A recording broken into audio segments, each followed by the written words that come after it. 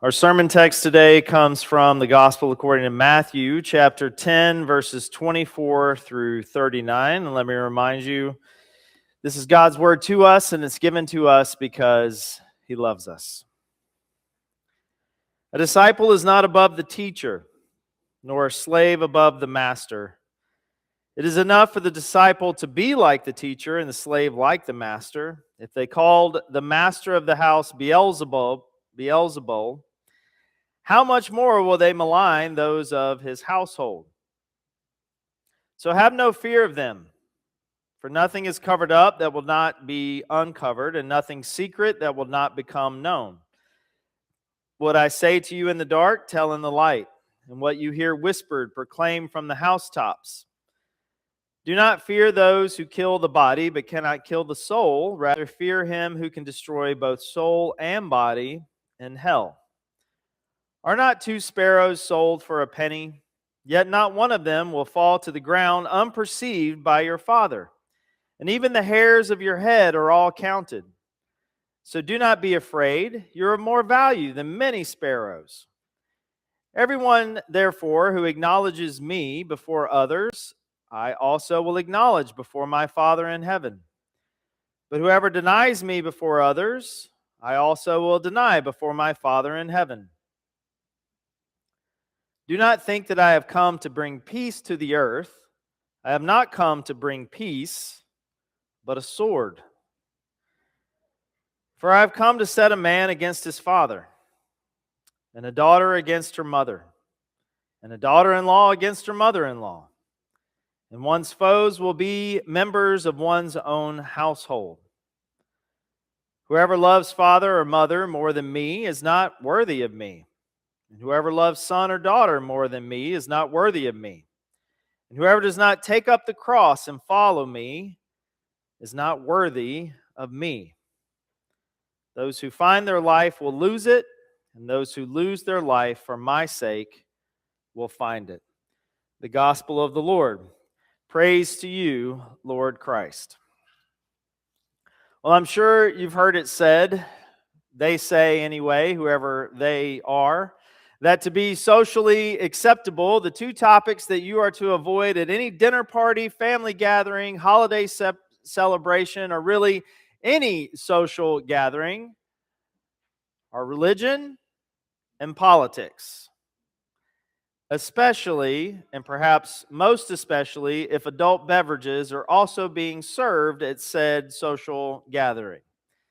We so often want to keep these 2 things, religion and politics, not only separate, but also individual, private, off limits to others, especially those who matter most in our lives, because we'd rather not offend. We'd rather not risk the argument. Since 2020, I would say, at least in my experience, that efforts to keep those 2 topics separate and private has become increasingly harder and harder to do. And maybe you have experienced that as well. As a pastor, I have struggled to know what to think, what to do, what to say in regards to what has been going on in our own country and around the world. But I think even more so as a father, I have struggled to know what to think and what to do or what to say to my children, especially as my teen and my 2 young adults hold an increasingly bleak outlook on the world in which they live in and they are inheriting. And I confess to you that in speaking with them, I often feel out of my depth. Not really sure what it is that I'm supposed to communicate to them. But nevertheless, Jesse and I have tried to have conversations with our children to process together the turmoil happening in our country and around the world, and I've learned something.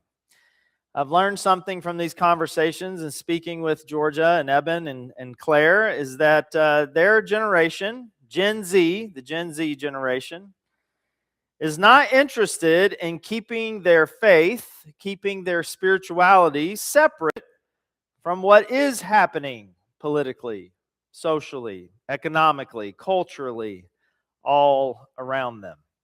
That the notion that you can believe in Jesus all you want, but keep him out of discussions of critical race theory, immigration, war, Epstein files, Christian nationalism, white supremacy, gender dysphoria, transgender rights, education, debt, they're really interested in that one, elections, the economy, taxes, and celebrity culture. That you can keep Jesus out of those discussions all you want. That idea of keeping Jesus or any spirituality out of those discussions, I have found in speaking to them, is completely nonsensical to them. That keeping their spirituality out of those discussions is nonsensical to many of the Gen Z generation. And you know what? I think they may be right.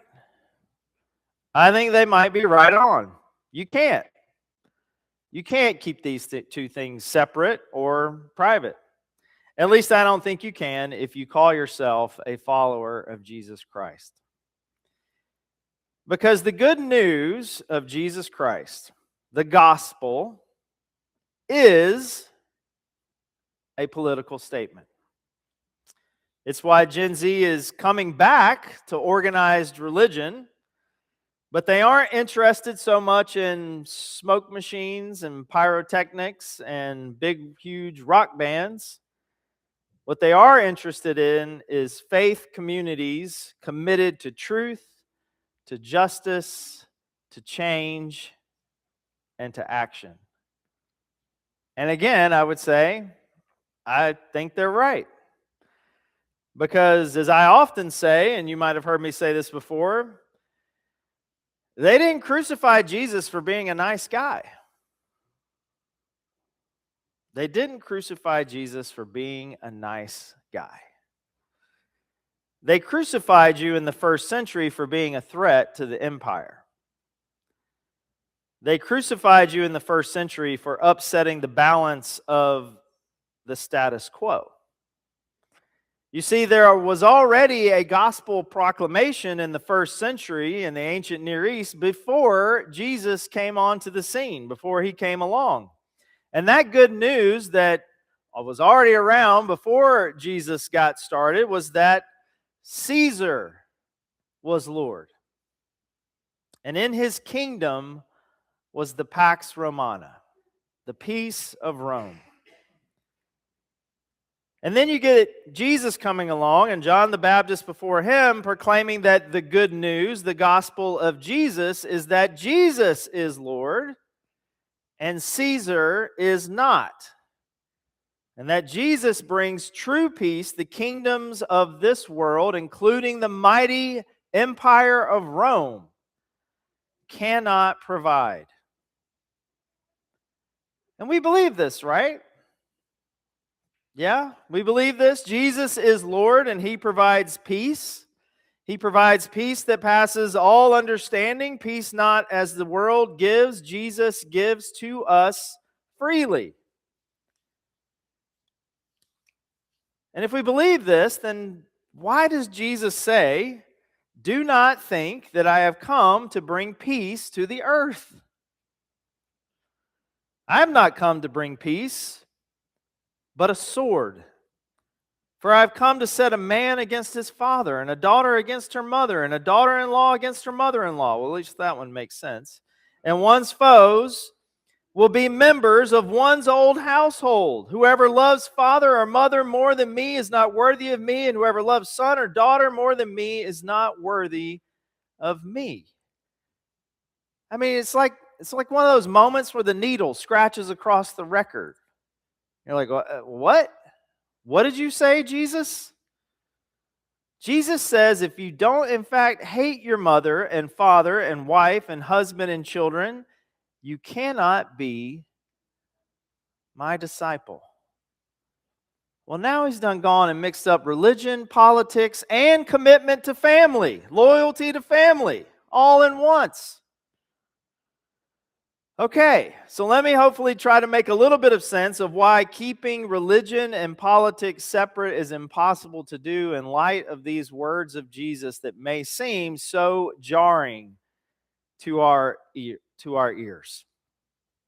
Well, Jesus is not saying to follow him you have to hate your family or hate yourself.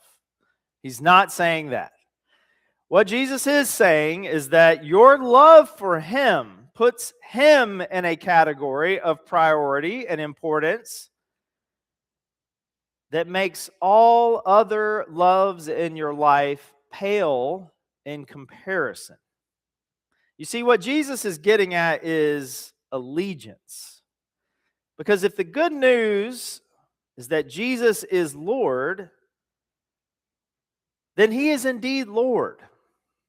And not just Lord over part of it. He's Lord over all of it. And the call is to bow the knee to Jesus as King. And when you bow the knee to Jesus as King, when you make him not just your first allegiance, but your first love, then you must inevitably reevaluate all your other loves in light of that love, in light of the gospel. Do my emotional programs for happiness actually produce and provide the safety, the comfort, the freedom, the peace for which I long for? Which leads to another reevaluation. A reevaluation in light of the gospel, all the systems, identifications, structures that you previously gave allegiance to or who are constantly clamoring for your allegiance in exchange for their promises of freedom and happiness. Systems and structures that find no fault in trampling on others in order to secure your own personal happiness. I get to decide what is true and best for me, regardless of what you think or what is the common good. And then when you reach that step, it leads to a reevaluation in light of the gospel of the cultures in which we live, in order a particular group for which we identify, perhaps over-identify, who reinforce these emotional programs for happiness and freedom, the systems, identities, and structures this world has to offer. You see, we are constantly bombarded with all of these expectations of what it means to be a good husband, a good wife, a good father, mother, child, employee, employer, citizen, church member.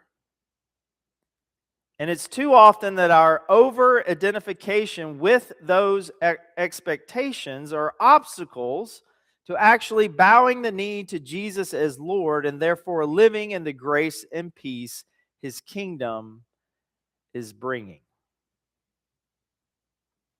You see, Jesus doesn't want you to hate your family.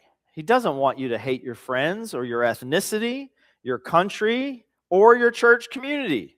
Jesus wants us to be grateful for all the good things we receive through them. He wants us to humbly and loyally serve them while at the same time, and this is the Christian faith in a nutshell, holding two things in tension at all times, while at the same time the invitation to respond to the gospel that Jesus is Lord is in fact a call that our loyalty to our families, ethnicities, countries, politics, tribes, those loyalties are not absolute.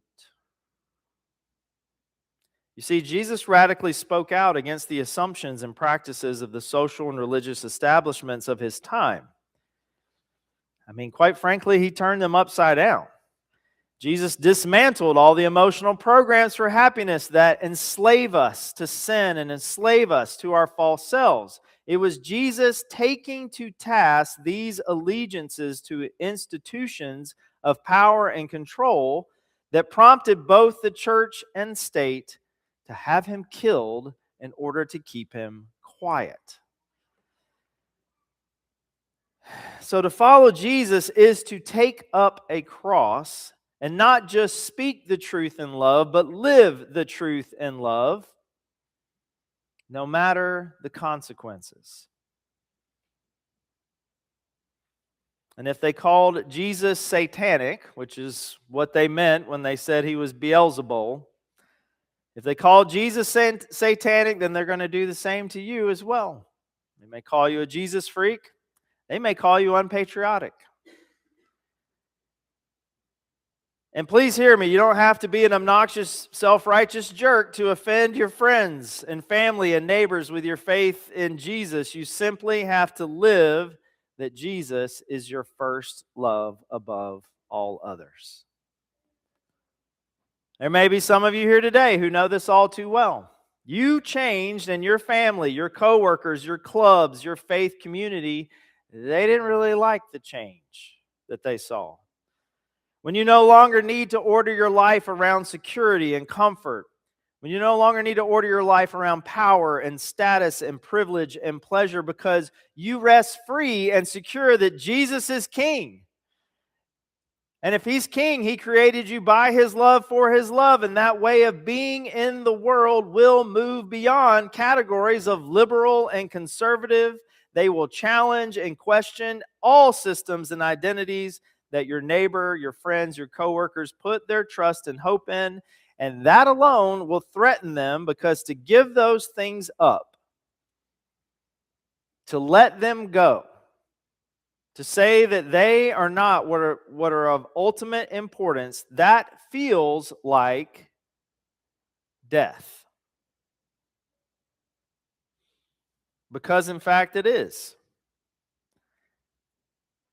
Listen again to verse 38 and 39. Whoever does not take up the cross and follow me is not worthy of me. Those who find their life will lose it, and those who lose their life for my sake will find it.